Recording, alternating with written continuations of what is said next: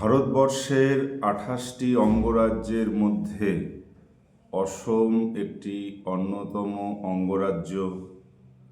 আজকে যে ভূখণ্ড নিয়ে অসম গঠিত তা কিন্তু প্রাচীনকাল থেকে বিভিন্ন পরিবর্তন বিবর্তনের মধ্য দিয়ে এসেছে। এই অসমের প্রাচীন ইতিহাস জানার একমাত্র প্রামাণ্য গ্রন্থ হল কালিকা পুরাণ। কালিকা পুরাণ গ্রন্থ থেকে জানা যায় যে প্রাচীন অসমের যখন নাম ছিল প্রাগ জ্যোতিষপুর, তখন এই প্রাগ জ্যোতিষপুরের রাজা ছিলেন নরক। এই নরক রাজাই প্রাচীনকালে কামাখ্যা মন্দির নির্মাণ করে। এই রাজা নরকের পুত্র ভগদত্ত মহাভারতের কুরুক্ষেত্রের যুদ্ধে কৌরব পক্ষে যোগদান করেন এবং যুদ্ধক্ষেত্রে তিনি বীরের মতো যুদ্ধ করে প্রাণ হারান।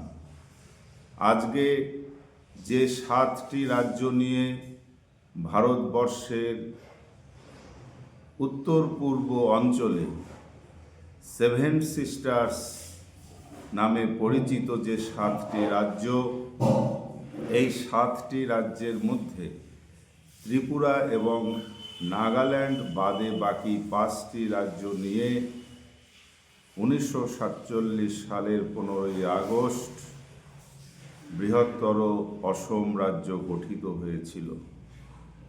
পরবর্তী সময়ে এই অসম রাজ্য থেকে 4টি আলাদা রাজ্য হয়ে যায় এবং অসম আজকে বর্তমানে যে রাজ্যটি রয়েছে তার সীমা লাভ করে।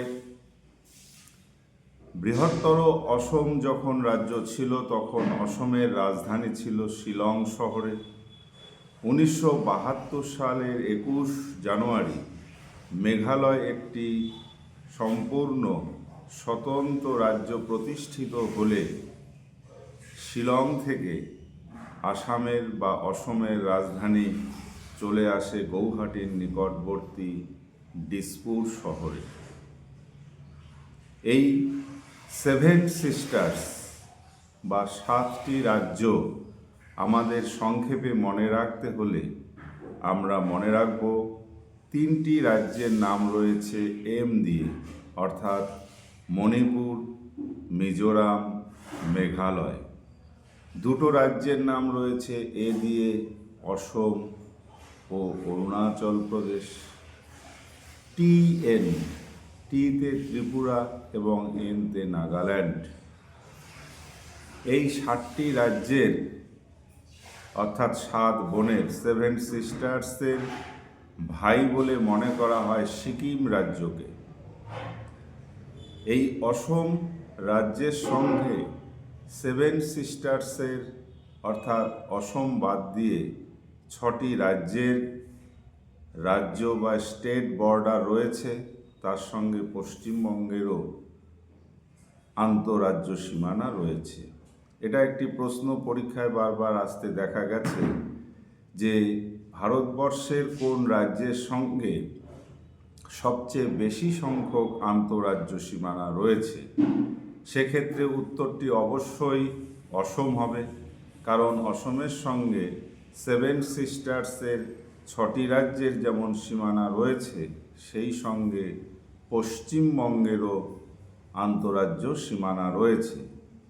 সুতরাং অসমের 7টি রাজ্যের সঙ্গে আন্তঃরাজ্য সীমানা রয়েছে এবং 2টো আন্তর্জাতিক সীমানা রয়েছে, সেটা হচ্ছে ভুটান ও বাংলাদেশ। বর্তমানে অসম বিধানসভার সদস্য সংখ্যা 126, লোকসভার সদস্য সংখ্যা 14 এবং রাজ্যসভার সদস্য সংখ্যা 7। আসামের লার্জেস্ট ওয়েটল্যান্ড বা জলাভূমি হচ্ছে সোনবিল। কাজিরাঙ্গা ন্যাশনাল পার্ক, যা এক শৃঙ্গ বিশিষ্ট গন্ডারের জন্য বিখ্যাত। এই কাজিরঙা ন্যাশনাল পার্ক ইউনেস্কো কর্তৃক 1985 খ্রিস্টাব্দে ওয়ার্ল্ড হেরিটেজ সাইট হিসাবে স্বীকৃত হয়। নামেরি ন্যাশনাল পার্ক অসমের শোণিতপুর জেলায় রয়েছে। এছাড়াও অসমে মানস ন্যাশনাল পার্কও রয়েছে, যেখানে ভারতবর্ষ থেকে প্রচুর পর্যটক প্রতি বছর যান। কাজিরঙাতে যান, নামেরিতে যান। অসমের ম্যানচেস্টার অফ অসম বলা হয় গৌহাটির নিকটবর্তী একটি জায়গা হোয়ালকুচিকে। এই হোয়ালকুচিতে কটেজ ইন্ডাস্ট্রি এমনভাবে ফ্লাউরিশ করেছে যে ঘরে ঘরে সেখানে মেখলা, চাদর, গামছা ইত্যাদি তাঁতের সাহায্যে বোনা হয়। অসমে গুয়াহাটি ইউনিভার্সিটি 1948 সালে প্রতিষ্ঠিত হয়, যা অসমের শিক্ষা বিস্তারে গুরুত্বপূর্ণ ভূমিকা পালন করে। অসম রাজ্যের কথা মনে এলেই সবচেয়ে বেশি করে যার কথা মনে পড়ে তিনি হলেন মহাপুরুষ শঙ্করদেব। পঞ্চদশ শতকে তিনি আসামে জন্মগ্রহণ করেন। ধর্ম, সাহিত্য, সঙ্গীত, নৃত্য, নাটক, স্থাপত্য, সামাজিক পুনরুত্থান প্রভৃতি প্রতিটি ক্ষেত্রেই তার বিশেষ অবদান ছিল। তিনি ভক্তি আন্দোলনের একজন পুরোধা প্রাণপুরুষ ছিলেন।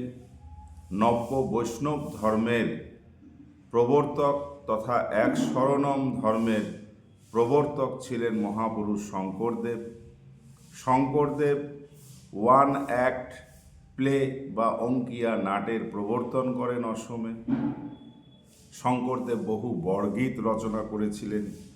এই বরগীতগুলো ব্রজবলি ভাষায় রচিত হয়েছিল। তিনি ক্ষত্রিয় নৃত্যকে বিশ্বের দরবারে পৌঁছে দিয়েছিলেন। অসমের কথা মনে এলে যার কথা না বললে সম্পূর্ণ হবে না, তিনি হলেন বিশিষ্ট সঙ্গীত রচয়িতা, সুরকার, কণ্ঠশিল্পী, সঙ্গীত পরিচালক। বহু অসমীয়া সঙ্গীতকে যিনি বিশ্বের বিভিন্ন ভাষায় অনুবাদ করে কণ্ঠদান করেছিলেন, সেই সুধাকণ্ঠী ভূপেন হাজারিকা।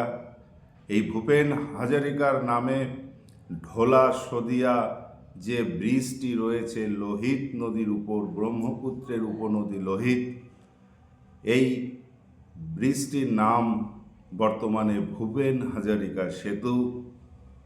এছাড়া আসাম বলতে যে বিষয়ের কথা আমাদের প্রথমেই চোখে ভেসে ওঠে তা হচ্ছে অসমের বিহু।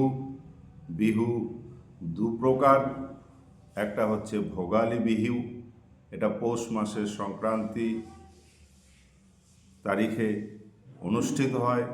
আর হচ্ছে রঙালী বিহু, এটা পয়লা বৈশাখে অনুষ্ঠিত হয়। এটা ফসল কাটার উৎসব।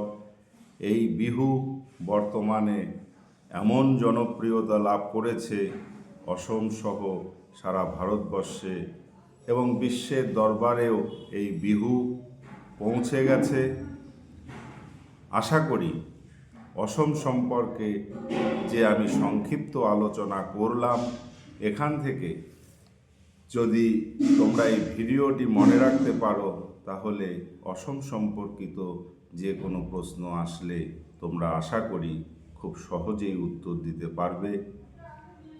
এখনও যারা আমার এই ইউটিউব চ্যানেলটি সাবস্ক্রাইব করনি বা আমার পেজটি ফলো করনি, তোমরা তাড়াতাড়ি আমার ইউটিউব চ্যানেলটি সাবস্ক্রাইব করে রাখবে আরও নতুন নতুন ভিডিও পেতে। আজ এ পর্যন্তই। অন্য কোনো দিন আবার অন্য কিছু নিয়ে। Thank you very much.